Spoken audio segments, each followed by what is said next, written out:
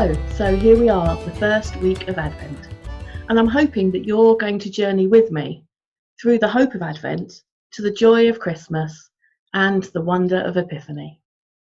We're following along with the theme from the URC about the colours of Christmas, and this week we're talking about the promise of hope and the colour yellow. This isn't any pale yellow though. This is a real bright yellow, full-on, rubber ducky yellow. Promises of hope.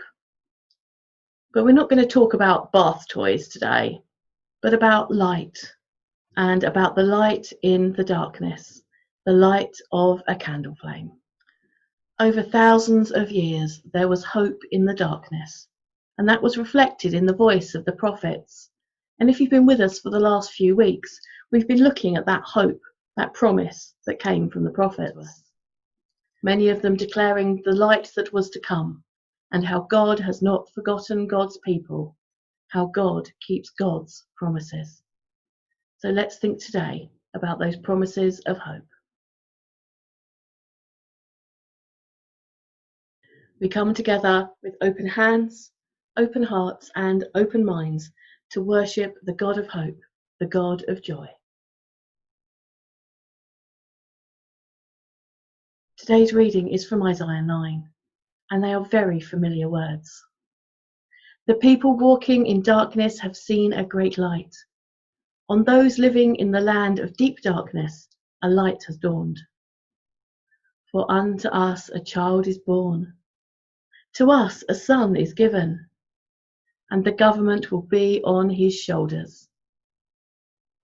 And he will be called Wonderful, Counselor, Mighty God, Everlasting Father, Prince of Peace.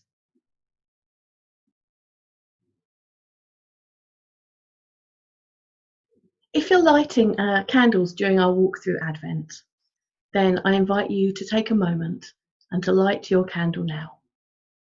If not, just picture a candle being lit in your mind.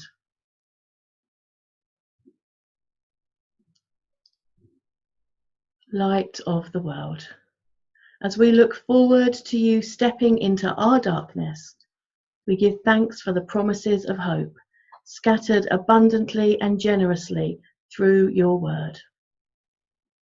Yellow reminds us that hope shines. This candle reminds us of hope.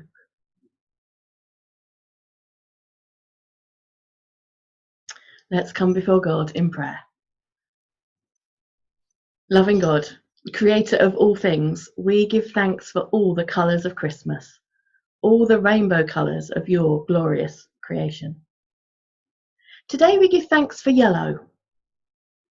Banana cakes and corn in flakes, lemons sour and a bright sunflower, spicy mustard, vanilla custard, baby chicks and twice fried chips, sunbeams and yellow submarines. For these we give thanks. Amen.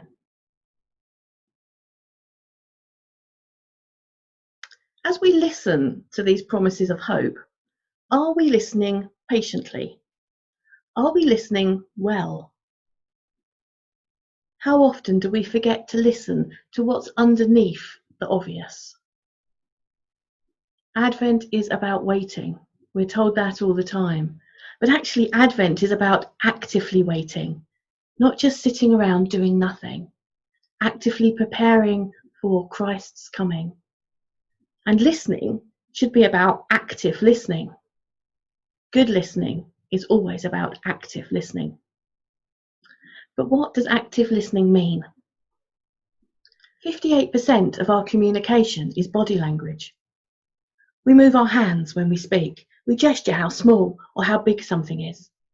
We lean forward when we're excited. We lean back when we're afraid. We scratch our heads when we're confused. We communicate all sorts of things by just how we move our bodies. And another 38% of how we communicate is our tone of voice. Are we angry? Are we sad? Are we scared? Only 7% of our communication is actual words.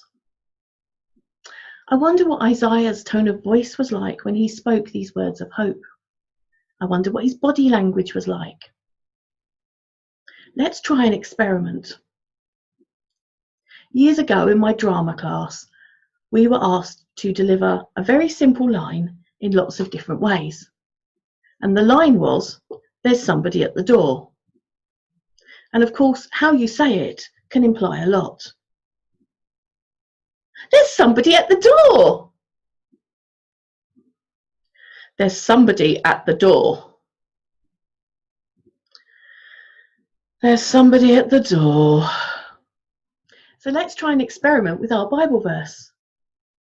The people that walk in darkness have seen a great light. What if we said it like a children's story? Are you sitting comfortably? The people that walk in darkness have seen a great light. Oh, warm and fuzzy. What about if we said it like we were proclaiming it, like we were standing on our soapboxes on the corner of the street? The people that walk in the darkness, they have seen a great light. That's something different. What about creepy? The people that walk in the darkness, they have seen a great light. So I wonder what Isaiah's tone of voice and body language were like when he delivered those words of hope. Does it change how we hear it? Which way do we prefer? Do we want to be told the comforting children's story, or do we want the angry preacher on the soapbox? As we listen to these promises of hope, are we listening patiently? Are we listening well? How often do we miss some of what other people say to us because we're too busy thinking about what we might say next? If Advent is about active waiting and listening is about active listening, then perhaps active listening is something we can start to practice this Advent. Being an active listener means paying attention. It means keeping an open mind. It means not interrupting and waiting for a pause and asking questions in that pause that help you understand. What about these promises of hope from Isaiah? If we're listening actively, what might we notice? Maybe we'd notice that Isaiah says everything twice. Each phrase is repeated and worded just slightly differently.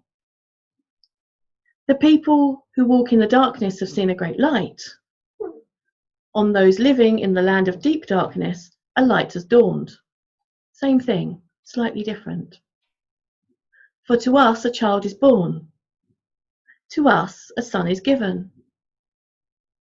Maybe, if we're active listeners, then we'll hear what Isaiah is saying. And if we don't get it the first time, maybe we'll get it the second time. In this year, when we're thinking about communication, perhaps we'll come to realise that listening is just as important as talking.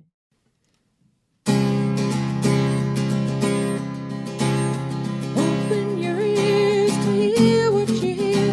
The song of the angels is really quite clear. It rings in the air, and the words and the care of the voices that never give up. Open your eyes to see what you see. The child in the manger is setting us free, turning the table when the world is unable to welcome the strange and the new. Open your mind to think some new thoughts beyond all the norms, the shoulds and the oughts. Imagine and wonder some things are beyond you, and dream is always okay. Open your lives and live what is true. God is right here and is challenging you.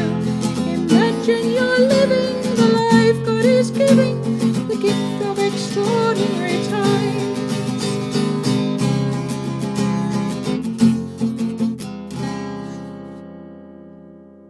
Loving God, when the world grows dark and the spread of COVID-19 dominates our news, may we never forget the vision of Emmanuel's light. When society seems uncaring and indifference predominates, may we never forget the warmth of Emmanuel's love. When people cry out for justice, but self-interest prevails in our politicians, may we never lose the fire of Emmanuel's anger. In all we must say and do this week, may we take strength from the courage of Emmanuel's actions. Amen. And we say together the words that Jesus taught his disciples. Our Father, who art in heaven, hallowed be thy name. Thy kingdom come, thy will be done, on earth as it is in heaven. Give us this day our daily bread, and forgive us our trespasses, as we forgive those who trespass against us. Lead us not into temptation, but deliver us from evil. For thine is the kingdom, the power and the glory, forever and ever. Amen.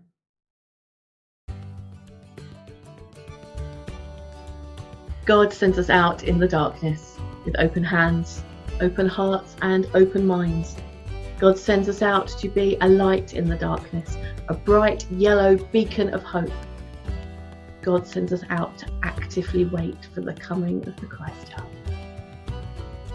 In whatever you are doing and wherever you are going this week, may God bless you and walk with you.